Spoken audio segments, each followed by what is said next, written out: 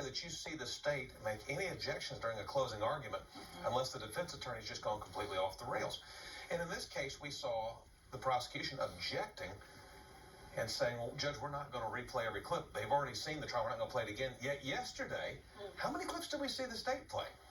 Several. And typically, and I'm interested to hear my dad's opinion on this, but I can't recall a trial I've ever been involved in which the state objected like this and it didn't result in a not guilty. It's typically an ominous warning sign that the state is terribly concerned it's going down the drain. All right, Kim, I want to hear you. Objecting during closing is really unusual because it's a matter of courtesy. And if you object, you're drawing attention to it.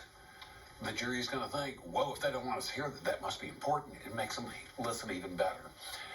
I disagree with part of what Grant said about who's doing the closing now.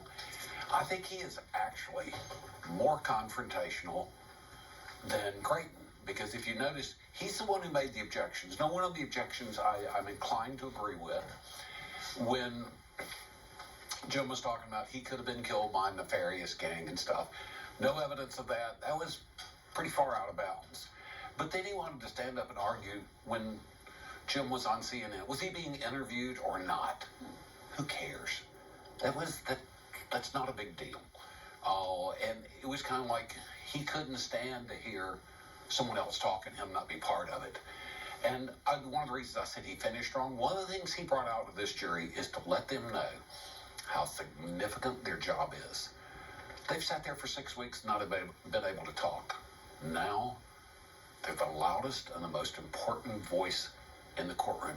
Part of what he did was he empowered the jury and basically told them, I trust you, I believe in you.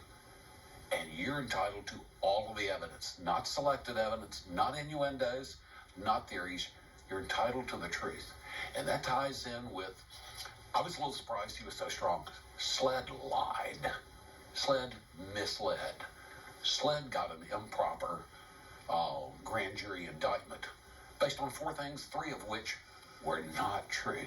It's a pretty straightforward and pretty vicious attack. The problem that the state has is it's correct. Hey, Kim, at one point during what we just saw, you said something along the lines of figures liar and liar figures. Can you break that down and explain why exactly you might have said something like that? Well, I'm full of colloquial expressions. Maybe that's a product of my upbringing or my age. But the state had those numbers up to say one thing. And the defense looked at those same numbers and came to a totally different conclusion. You cannot rely on what the numbers are. What you've got to rely on is what the numbers tell you. And they can mean different things to different people. They can be used in different ways. One of the things, the state has made a big to-do about is the timeline. And I'd said earlier a couple of days, I said, the prosecution has had a big deal with that. Watch the defense. They're going to pick up that timeline and show you he couldn't have done it in that amount of time. I mean, I'm armchair quarterbacking, which is not fair, but there are several things I wouldn't have done, and I'll let Grant address some issues. Yeah, any mistakes that you saw? I know that Kim was going, I wouldn't have done that, I wouldn't have done that. What did you notice? I will tell you, when this started 6 weeks ago, I kept notes on day one. And when I realized the jury couldn't keep notes, I'm conducting a little experiment myself. I quit taking notes. And part of that was I want to be able to give an opinion and not have the benefit of I've got these detailed notes on it. I can go back and just look at it because the jury can't do that. Now, they'll get all the evidence, which any of us can pull up. But I thought Jim kind of... I think he kind of supported some of the corners Al Murdaugh boxed himself into in testimony. And it's hard to point to any one key event in that because it's just sort of, you got to look at the closing as a whole. I thought some things he actually did well, though, and I wanted to point this out, is when he took the time to not necessarily set a stopwatch, but look at the number of seconds, the number of steps. Let me demonstrate some of that for you. I thought he unwound some of what the state had put forth. mean, I'm struggling to say any one specific instance. I can. I know you can. You wrote it down. I cheated. I wrote it down. Oh. But one of the missed opportunities was Cousin Eddie. What he could have said and what I would have said is, they talk about he's irrational and killing your own son and your wife. I mean, I understand that happens a lot, but not your son. That's a totally irrational, out of proportion reaction to what's going on. Alex said very clearly, I would have harmed myself. Cousin Eddie is your key there. You've heard the testimony. Cousin Eddie was there because Alec wanted him to kill him. And if there was any dispute about that, the state has the burden of proof. Why didn't they bring Cousin Eddie here? What are they trying to keep you from hearing? What are they hiding from you? It ties into the sled hiding stuff. And they've got the burden of proof. What were they afraid of about Cousin Eddie? Because he would show you the real side of Alex. Another thing that bothered me when he said it, he was kind of just thinking out loud about the phone. And he kind of looked up and goes, the phone could do all this, I guess, lesson learned. What he basically said is, I'm an experienced defense lawyer. I didn't even know the phone could do this stuff. Whoa. What you want the jury to believe is Alex Murdaugh has been a prosecutor. He knows this phone. Alex would not have been dumb enough to do these things only an inexperienced person would do. The other thing, he just about bought into the state's timeline of death.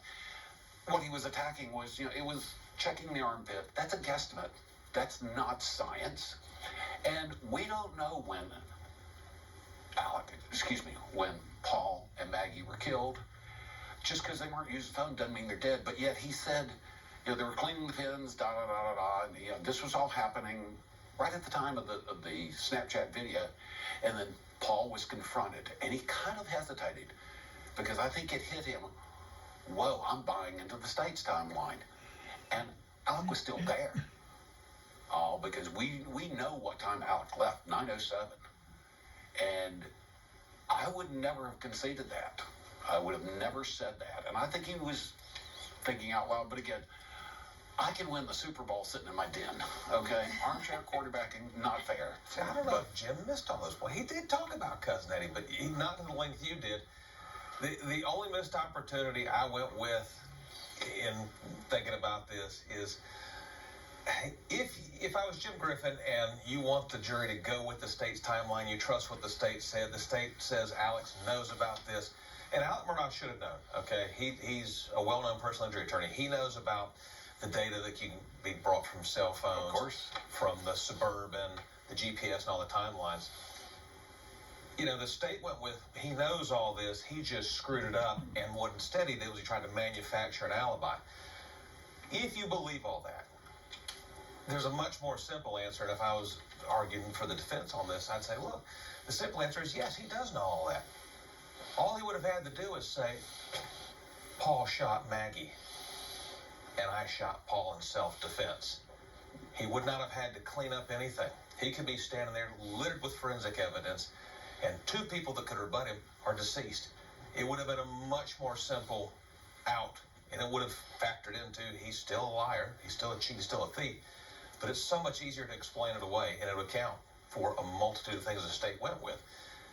Jim Griffin didn't seize that opportunity, and to be honest, I don't know that he could have and had it be believable, Throughout the course of this duration of the murder trial, we've heard SLED, the reputation, be called into question numerous times, in addition to Alec Murdaugh's reputation. So I want to ask both of you, and we'll start with you, Grant. What happens once we reach a verdict in terms of the reputation of the organization as it relates to SLED and Alec? They go back to work on Monday morning. I mean, if you want to know the truth of it, it's terribly easy to pick on SLED or any law enforcement, organization for the work that they do after the fact. It's terribly stressful. You're in the heat of the moment. They were fighting it on, an inbound rainstorm and numerous other things. Were there problems in this investigation? You'd be hard-pressed to find anybody that could look at you in the eye and say, no, it was perfect. There were problems. Do I think they did the best they could with what they had? Sure. Is there a pile of room for improvement? Without any question. But that's what training is for. That's why they go out and they practice these crime scenes. They go to school for it. They go to continuing education seminars. Mistakes were made, absolutely. But it would be difficult to sit here and make any legitimate criticism of any of the law enforcement agencies and think that they're going to drastically change what they do on Monday morning. They're going to go back to work, and in the future, it'll be brought up in continuing education. Hey guys, look, if there's a rainstorm coming, quick, get your plaster out, make these casts quick. You know, hey, let's work on taking photographs next month. We're going to line it up. I'm going to teach you how to do a perfect 90-degree angle. They're just going to work on it. But other than that, no, it's back to business as usual Monday. Well, That's what professionalism is about. Yeah. And people get disarmed because outside the courtroom, I'm telling jokes, I'm laughing, I'm cutting up. I like people. When that courtroom door closes, it's a war. And to a certain extent, everything's fair game. And as soon as the trial's over, we're going to go out and shake hands. We are going to listen in really quick. It looks like that.